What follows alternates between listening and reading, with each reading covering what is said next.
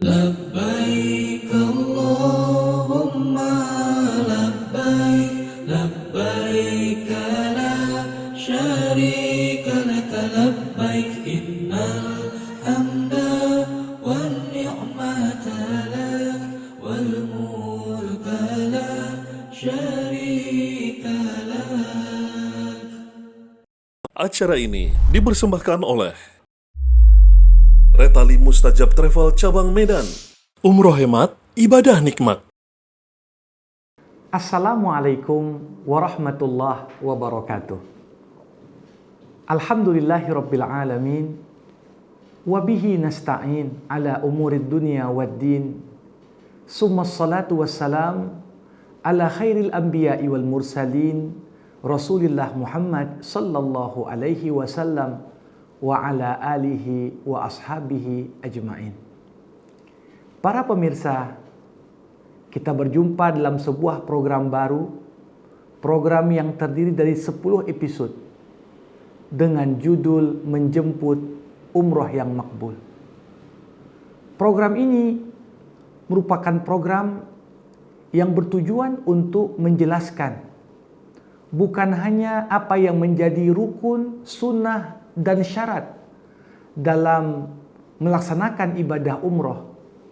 Namun melalui program ini kita akan coba untuk menggali filosofi dan hikmah-hikmah pensyariatan di balik segala tata cara pelaksanaan ibadah umroh yang disyariatkan dalam Islam. Kita menyadari betul bahwasanya ada begitu banyak bentuk ibadah dalam Islam.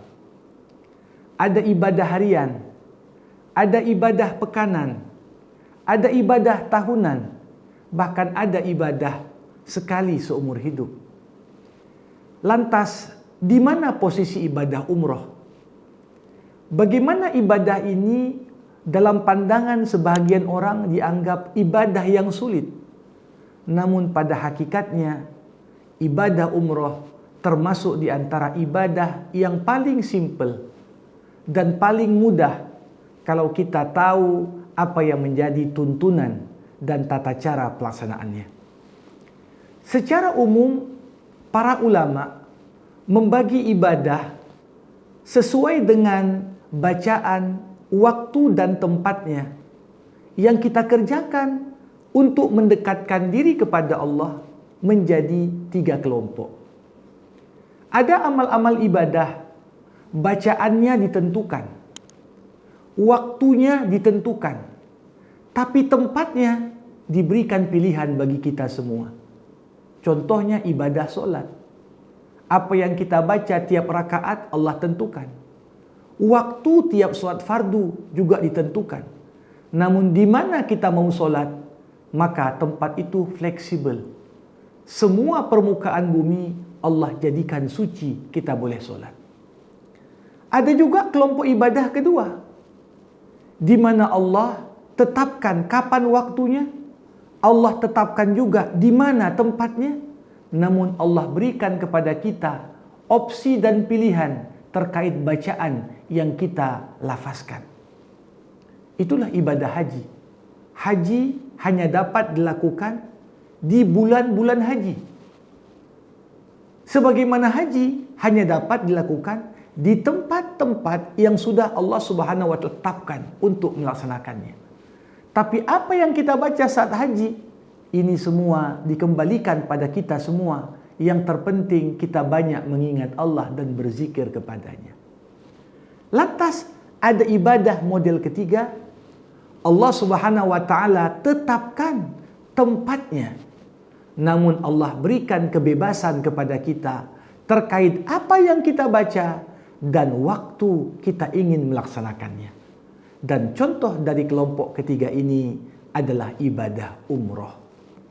Bayangkan, mau umroh, ya harus tetap ke tanah suci. Tidak terbayangkan seorang melakukan umroh di luar tanah haram. Karena seluruh rukun-rukun yang harus kita sempurnakan untuk menjemput umroh yang makbul, semuanya ada di kota Mekah, khususnya di tanah haram. Tetapi apa bacaan kita dalam umrah? Kapan kita ingin berumrah? Maka Allah Subhanahu wa taala berikan pilihan kepada kita semua. Para pemirsa, umrah dianggap sebagai haji kecil. Kalau haji merupakan bagian dari rukun Islam yang 5, selain syahadat, solat, zakat, dan puasa, maka pada hakikatnya pada umrah kita hampir melaksanakan sebagian dari rukun haji, walaupun dalam porsi yang jauh lebih sedikit.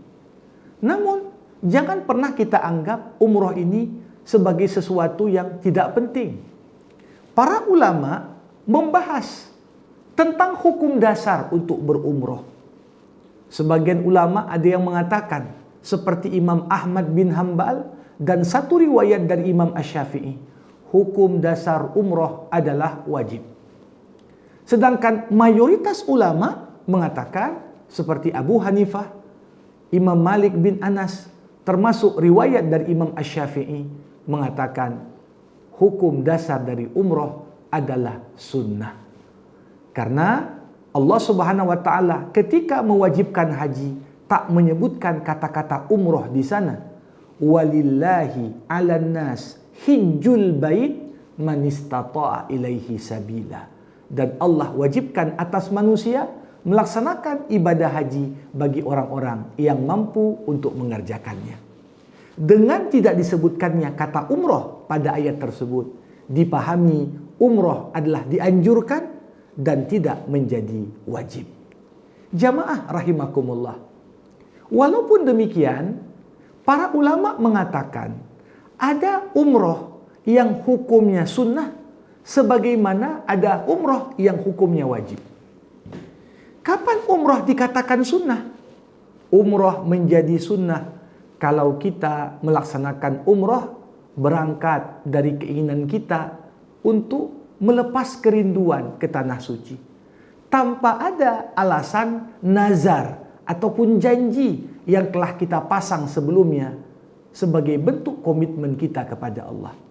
Tapi di saat seseorang menggantungkan satu janji tertentu, kalau saya diterima pekerjaan, saya ingin umroh. Kalau saya sudah menikah, saya ingin umroh. Kalau saya diterima lulus di sebuah instansi, saya ingin umroh. Maka ini dianggap sebagai nazar. Dan apabila hajat yang kita gantungkan ibadah dengannya telah Allah kabulkan, maka menjadi kewajiban bagi kita untuk melaksanakan umroh tersebut. Termasuk para ulama mengatakan di antara bentuk umroh yang wajib, umroh yang kita laksanakan berbarengan dengan haji. Di musim haji, semua jamaah haji bukan hanya mengerjakan ibadah haji semata, tapi juga dia melaksanakan umroh. Ada yang secara tamattu, secara ifrad, secara qiran.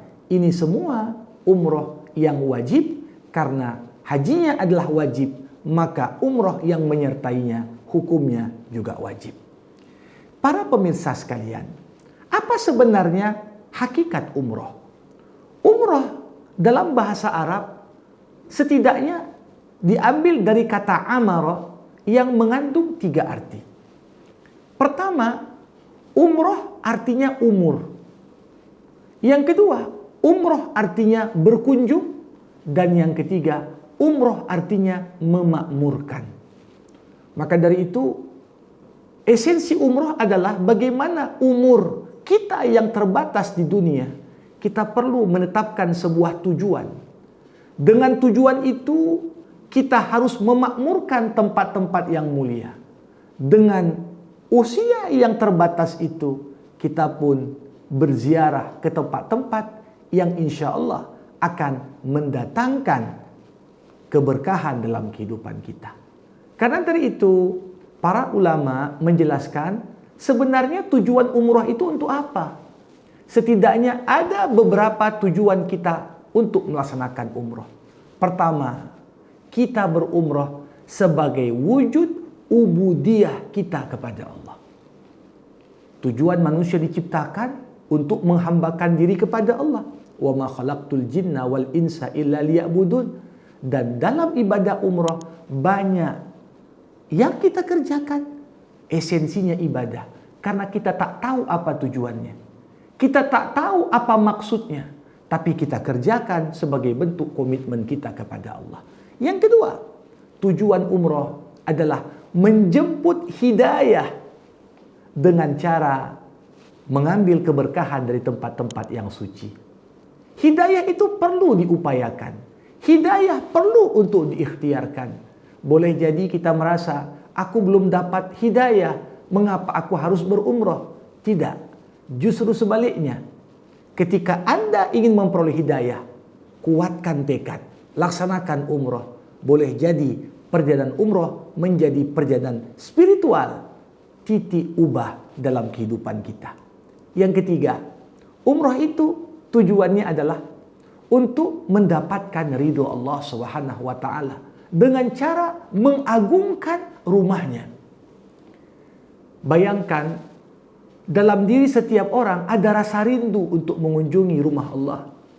Makanya begitu kita masuk areal kawasan Masjidil Haram, nampak bangunan Ka'bah dari kejauhan, bergetar jiwa orang-orang yang beriman.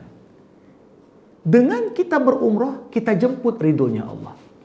Kemudian tujuan umrah berikutnya, umrah adalah momen untuk kita memperbanyak mengingat Allah. Ketika kita tinggal dan bermukim di tempat tinggal kita masing-masing, ada begitu banyak hal yang kadang-kadang menyibukkan kita dari mengingat Allah. Urusan kerja, urusan keluarga, urusan ekonomi, bahkan urusan politik. Itu semua sedikit banyak menyibukkan kita dari masalah ibadah. Ketika kita tinggalkan itu semua, semata-mata menyahuti panggilan Allah, maka ini merupakan tujuan umrah agar kita memperbanyak mengingatnya. Termasuk tujuan umrah adalah menghiasi diri dengan akhlak yang terpuji. Bayangkan saat umrah, lisan kita terjaga, penglihatan kita terjaga, pendengaran kita terjaga. Kita tak mau menghabiskan waktu dalam kesia-siaan. Ini salah satu tujuan penting mengapa berumrah.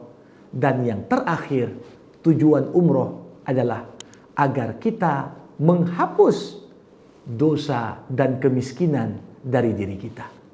Berapapun belanja yang kita keluarkan untuk membiayai umrah, maka jangan pernah risau dan khawatir, karena semua uang yang kita belanjakan demi melaksanakan umrah, hakikatnya itu adalah jaminan Allah menafikan dari kita kemiskinan dan kefakiran. Inilah gambaran pengantar di episode pertama, menjemput umrah yang makbul. Kita akan lanjutkan di episode berikutnya. Jangan lupa like dan subscribe Arab Media Official. Wabillahil hidayatu wat taufik. Assalamualaikum warahmatullahi wabarakatuh. Kami dari Travel Retali Medan membuka program tabungan umroh sebagai langkah awal menuju Baitullah. Ada 6 keistimewaan program tabungan umroh bersama Retali Medan. 1. Harga dan jangka waktu menabung yang fleksibel. 2. Dapat digantikan orang lain. 3. Aman tanpa riba. 4. Bebas memilih paket sesuai yang tersedia di Retali Medan. 5. Cicilan tabungan sesuai kemampuan. 6.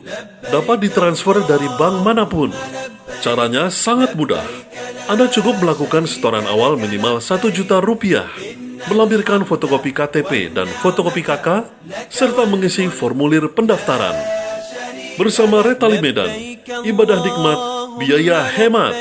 Hubungi admin kami di nomor kontak 0813 7073 3419 atau 0852 6190 0861. لبيك اللهم لبيك لبيك لا شريك لك لبيك إن الحمد والنعمة لك والملك لا شريك لك Acara ini dipersembahkan oleh Retali Mustajab Travel Cabang Medan. Umroh hemat, ibadah nikmat.